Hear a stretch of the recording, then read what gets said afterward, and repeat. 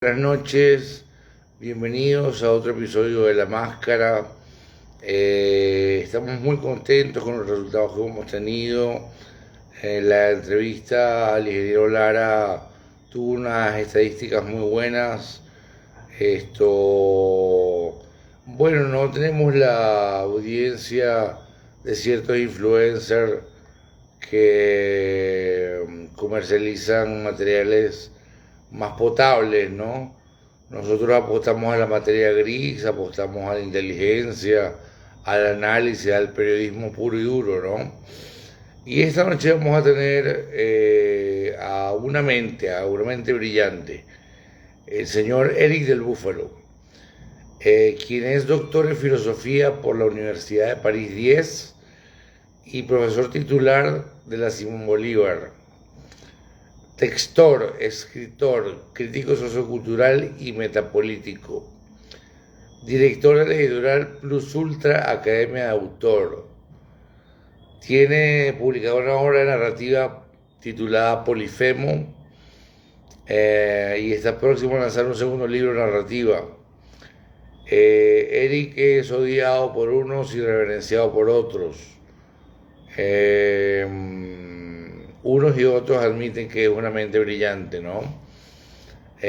Valga decir a pie de página que es hijo de otra eminencia, el profesor en economía Enzo del Búfalo, quien dejó una huella indeleble en fase de la UCB en los 80 y los 90, ¿no? Esto, Vamos a esperar que se vaya sumando la gente. Yo arranco un poquito antes para hacer la presentación. Vamos a invitar a Eric a que se sume a la sala.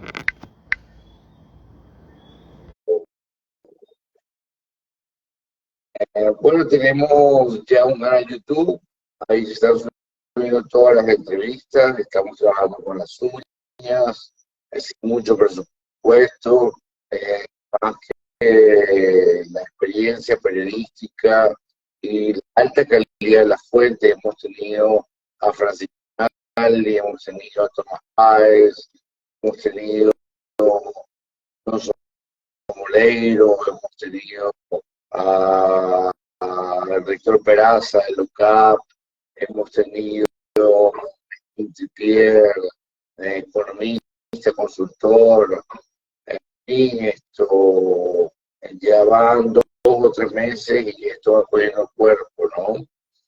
Esperando que ustedes nos acompañen y nos respalden. Recuerden en el canal de YouTube suscribirse y darle la campanita. Me dice que no puede unirse, vamos a invitarlo de nuevo. Eh, Vamos a ver esto.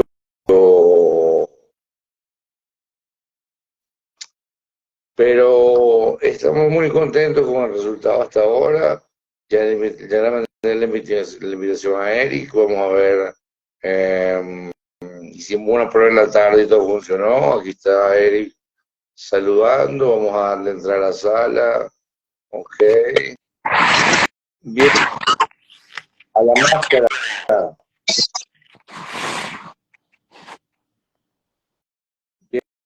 Bienvenido, Eric, a la máscara. Hola, gracias Alejandro, muchas gracias por tu invitación. Un gran honor tenerte aquí, hermano. Mucho gusto en verte y saludarte a tus seguidores, a quien te siguen, pues. Muy contento de estar aquí. Sí, gracias. Ya tenemos meses, estaba diciendo, se me fue Eric del Búfalo. Vamos a ver de nuevo. Mm,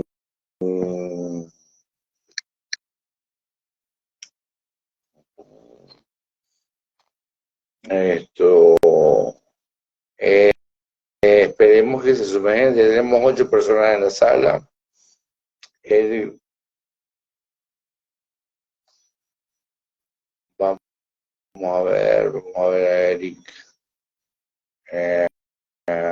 Se está sumando gente a la sala. eh, esto, ok, aquí tenemos ahí.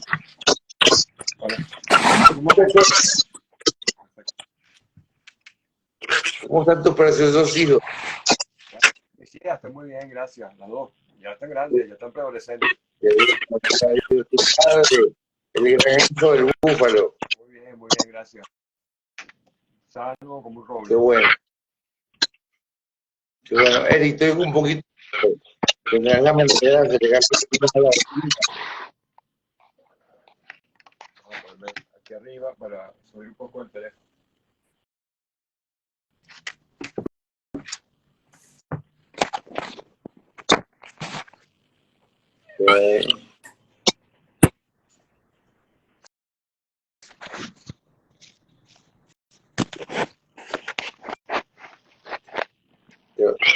te vas a poner feliz. ¿Pero mejor así? Sí, nos oímos bien. Perfecto. Bueno, Eric, para entrar en materia, habemos primaria, A ver, ¿no?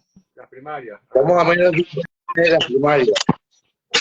Bueno, Hay un monstruo de dos cabezas que me ayuda a primaria con los ambos bien habilitados, pero María Corina ha lanzado un juramento, consuelo, y ha dicho que la hasta la policía.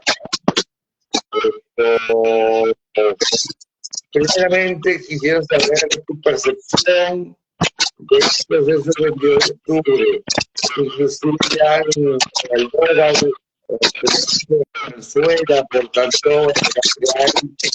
en Miami-Dade, el centro de votación, o sea, hay ya una que va a participar, se recibió la carta de casado, aparentemente se está procediendo de un aspecto democrático, ¿no? Pero tú y yo bien sabemos que pasa ante lo que sin querer faltar a nadie ni ser demasiado crítico. Tu impresión de la primaria, Eric, por favor. ¿se me escucha? ¿Me escucha? Te escucho, sí. Perfecto. Sí, te escucho. Bueno, yo le decía a mi hijo esta mañana, que también tuve una charla con él, que las verdaderas primarias en Venezuela ya ocurrieron hace tiempo y los candidatos eran, los principales candidatos son y eran y siguen siendo Colombia, Perú, el tapón del Darién, Miami, España. La gran base opositora ya eligió dónde irse. Eso como ironía, para explicarte que todo lo que tú has explicado muy bien como proceso, para mí es completamente absurdo. No lo digo ahorita, lo digo desde que se anunció eso. Y es absurdo por dos motivos. En primer lugar, la oposición no lo va a aceptar. Es decir, era evidente que María Corina tiene más apoyo popular y es un mejor candidato. Está además, tiene todavía, yo creo que tiene todavía, porque está un poco atrampada, pero todavía tiene algo de prestigio, es una persona ética. Entonces, al querer usar la misma estrategia que usó Capriles, por la cual se criticó a Capriles, con la cual tiene tanto tiempo criticando, y entrar como en el carril de los antiguos mudecos, se desprestigia, ¿no? O sea, por eso pero además es una trampa, porque el resto de la oposición no la va a apoyar. Y de hecho va a hacer todo lo posible o porque no haya primarias, o porque las primarias tengan el menos impacto posible, o por sabotearla de como sea. Recuerda que los primeros que empezaron a sabotear la primaria no fue el chavismo, fueron opositores que fueron a denunciar cómo era María Corina, que era una vieja de habitación de un año, fuera candidata, ¿no? Y no solamente eso, sino que después se sumaron al coro fariseo, pues todo el resto de la oposición que no le interesa, porque es una oposición que convive muy bien con el chavismo y tiene sus negocios, sus traquis en el latillo, etc. Entonces no le conviene ese tipo de candidatura, ese en primer lugar. En segundo lugar, es imposible que haya instituciones en Venezuela. Te lo digo así claramente ya para abrevar, para no dar vueltas un asunto que, opinión, si yo hablo como yo pienso, no tienen que estar de acuerdo conmigo, pero el sistema venezolano no tiene salidas institucionales. No las hay, porque controla todo. Para que haya una salida institucional tiene que haber un mínimo de contrapeso de poderes, un mínimo de pacto político entre quienes, no solamente entre quienes están en el poder y quienes pretenden estar en el poder, sino dentro de los que pretenden estar en el poder y en la oposición. Ni siquiera hay un pacto político dentro de la misma posición. Hay mucho desgaste psíquico, político, social, económico. La estrategia de las primarias es una estrategia que presume que el candidato electo va a ser aclamado por el resto de la oposición política. No me refiero a las personas, me refiero a la oposición organizada en partidos políticos, en movimientos. Cuando eso es un saco de gatos, eso es una cosa horrible, eso es cada quien buscando, eso es como un poco de planes, ¿no? Buscando quién controla la cosa para sus propios intereses, y entonces ninguna persona seria puede convalidar eso. Yo me imagino que la estrategia, que lo que ella pensó, María Corina Machado, es que al dejar Guaidó, la vergüenza de Guaidó, un tal vacío, la primaria podía buscar otra persona, otro liderazgo que llenara el vacío de Guaidó, no tanto ya como presidente interino, sino como líder de la oposición. El problema es que la oposición no quiere tener... Sí, perdón. ¿Tú estás conectado al teléfono? Sí.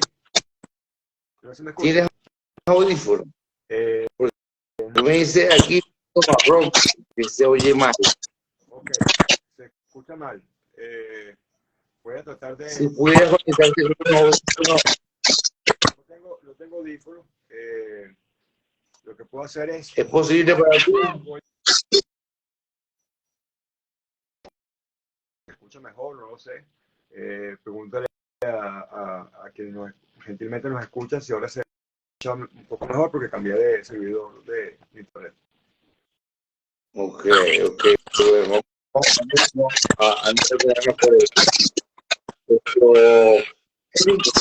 ¿Y tú qué vaticinas? ¿Que va a ser un tortazo en la primaria? Mira, yo vaticino que no va a haber primarias, porque no, sí, es disfuncional. Ya el CNE dijo que si no estaban en las mesas, o las primarias van a ser tan complicadas y van a estar tan sobre las elecciones, que es lo que yo creo, que la oposición me la va a abortar ella misma.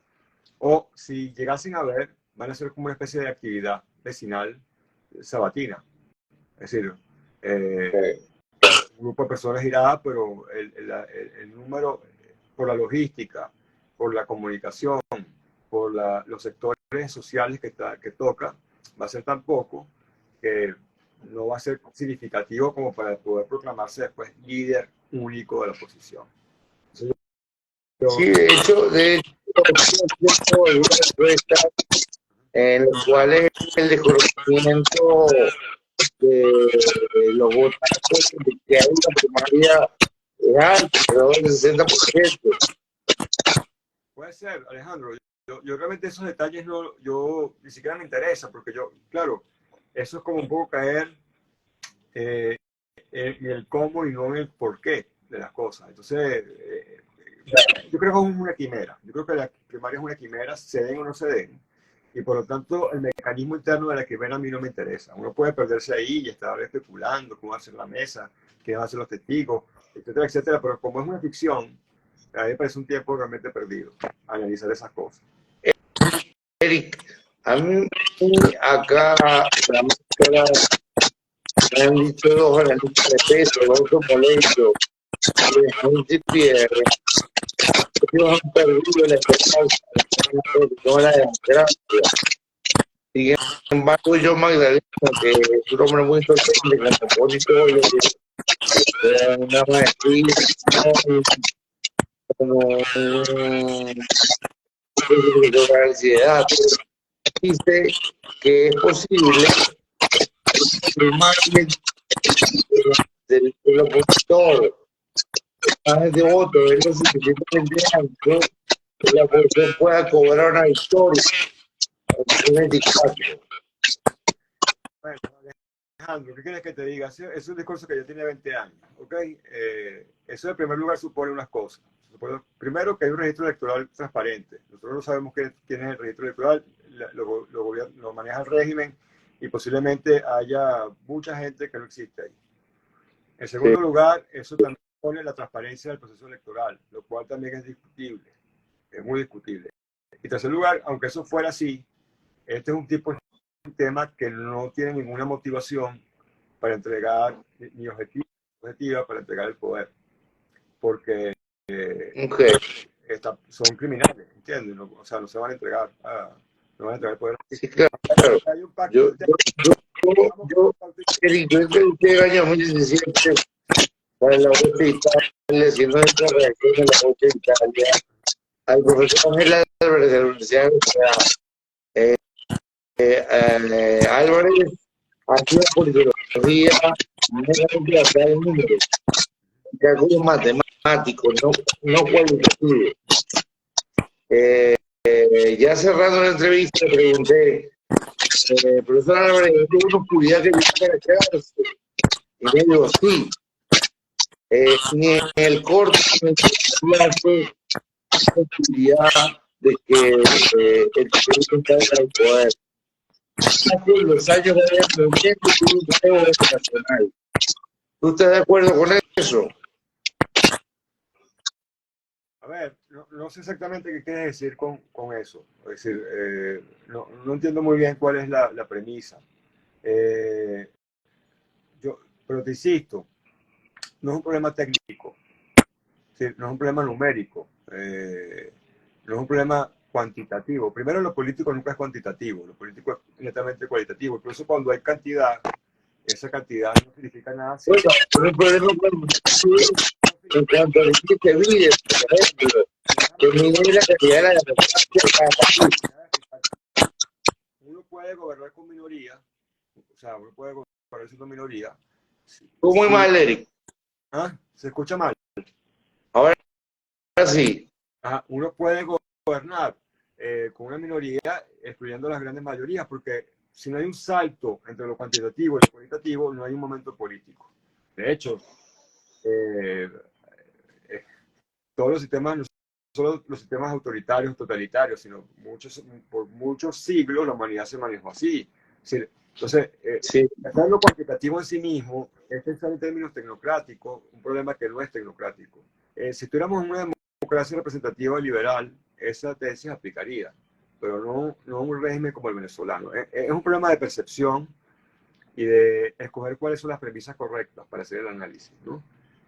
Una vez que yo por mi observación, mi observación, sí, mi intuición, mi observación, mi análisis, yo asumo unas premisas, yo no puedo asumir premisas. Y a partir de esas premisas yo no veo ese tipo de salida. Ahora, cuando yo hablo así, la gente me dice, bueno, usted lo que crea es la desesperanza y tal.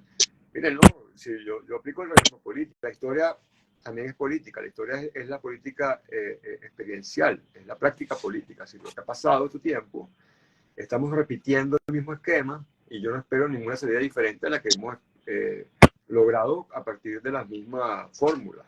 Esperar otra cosa me parece un poco... Tú has seguido, Eric, al trabajo de Kevin Ávila. ¿Al trabajo de quién? Perdón. Sobre la fuerza de Ávila. ¿Qué pasa con eso? ¿Tú crees que sencillamente en el 2024 se va a disputar? En el 2024, perdón, no te escuché bien. ¿Tú crees que en el 2024 se va a imponer la guerra militar? Bueno, que ya los militares se impuso. O sea, esto es un sistema militar. La gente no quiere entender que es un sistema donde hay civiles en el poder, pero tanto está unido a lo militar. O sea, el chavismo es militar.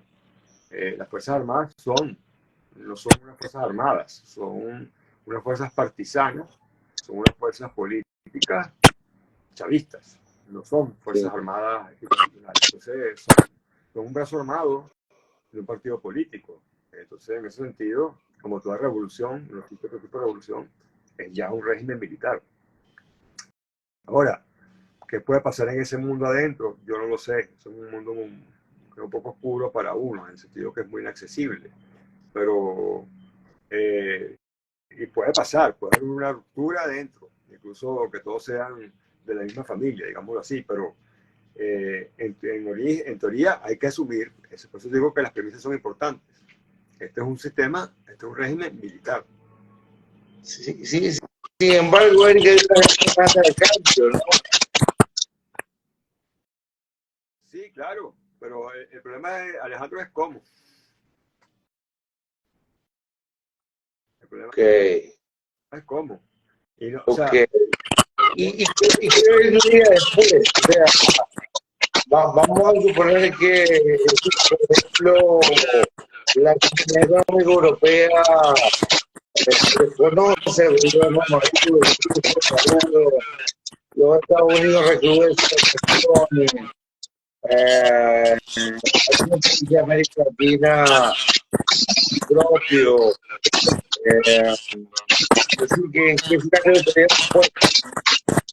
puede pasar. O sea, si el apuro con las elecciones es que al haber elecciones, ya reconocen esas elecciones, ya no hay ninguna excusa para que Venezuela tenga sanciones ni para que el régimen que salga ahí no sea desconocido. Eso por un lado. Sí.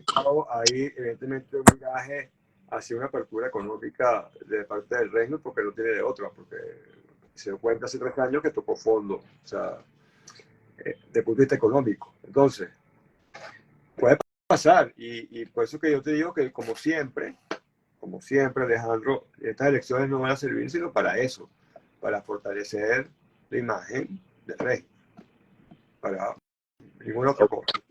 Para ninguna otra cosa. Tú te defines como metapolítico. ¿Qué quiere decir con eso? Bueno, hay algo de tremendura ahí, ¿no? Aunque sí es un concepto serio. Es un concepto serio surgido en el siglo XIX. Lo inventó un filósofo contrarrevolucionario, contramoderno, se llamaba Joseph Lemaitre, y decía que la metapolítica era la metafísica de la política. Así como hay metafísica, hay metapolítica. Y entonces yo no soy un politólogo, ¿ves? Yo no veo números ni datos, no, me manejo más bien por lo que está antes y después de la política y que encuadra lo político, Claro. ¿no?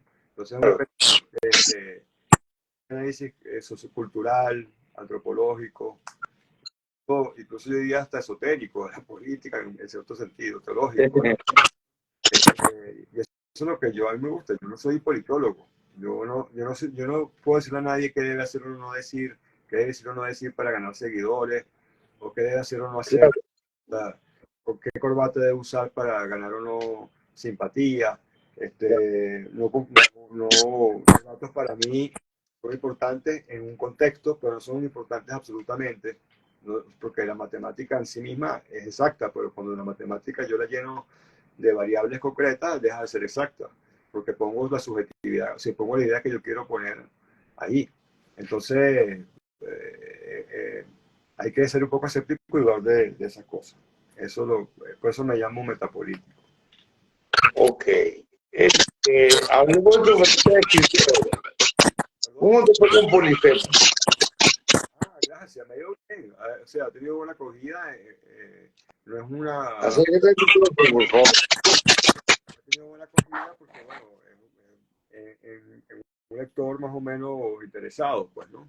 Y me tiene contento y, bueno, espero ya este año o principio del año que viene terminar mi segunda novela y presentarla, que va a ser un poco más, Puedes hablar más directa. de trabajo, atmósfera tiene. Sí, no entendí muy bien que me quisiste decir porque se fue un momento el audio, Alejandro. Sí, Disculpa. no, que si pudieras adelantar una novela, todo el clima, la temperatura, los ambientes que manejan. Más localizada en Venezuela, más claro la localización y es un poco más tal vez transparente que Polifemo, que tenía algunos giros un poco más simbólicos, ¿no? Pero eso es todo lo que quisiera decir hasta ahora. Ya cuando salga el bebé, pues lo mostraremos. Ok.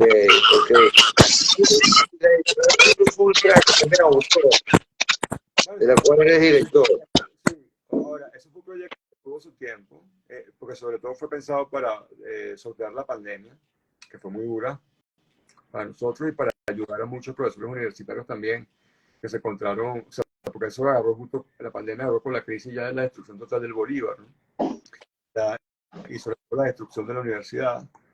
Y sí tuvo su tiempo, que ya es un poquito. Hoy sigo con el mismo, una visión parecida, no digo con la misma, con Carmen Verde, mi editora, que hemos hecho muy buenos amigos a partir justamente de Polifemo. Y ya tenemos la primera clave de autor, lo llamamos. La persona puede compartir cosas muy privadas con el autor, que no diría en una universidad o no diría en público, sino en petit comité. Y bueno, fue falsa y pronto vienen dos personas muy importantes que tampoco tengo el permiso de decir, pero ya los anunciaremos en la semana que viene o la de arriba. Eso me tiene contento. ¿Cómo ves a Simón Bolívar? ¿No? O sea, todo el sistema universitario público lo veo muy mal. Lo veo muy mal en el sentido que en el futuro va a estar muy mal. Porque ya puedo dar fe de que está muy mal. Simplemente para hablar de la Simón Bolívar, hay departamentos como el de química, donde todos sus doctores en un momento se fueron del país. Y lo que hay ahorita, y ni nadie, por supuesto, ninguna persona joven que tiene una motivación para ser profesor universitario, ¿no? O sea, para hacer carrera universitaria. Sí. Eso por un lado. Por otro lado, en las universidades no tienen recursos ni siquiera para pagar el personal administrativo que se ha ido. En la Simón Bolívar, fíjate que está arriba, es difícil acceso, sin el transporte es muy complicado llegar. La mayoría de sus empleados administrativos viven en los valles del Tuy o en la periferia, y a veces, si ellos fueran todos los días, el carrito, el viaje, les saldría 5 o 6 veces el costo de lo que ellos ganan al mes. Entonces, no pueden ir todos los días, una vez a la semana, entonces muchos han renunciado, entonces es una universidad completamente disfuncional y no es la única. Yo creo que todas las universidades públicas están en situación disfuncional y además creo que hay un proyecto político por destruir la educación en Venezuela, porque es lo mismo que la migración, también, es decir, la idea es destruir la clase media, tener una pequeña oligarquía muy nuevo rica y culta, depredadora. Y la UCB que tiene la primera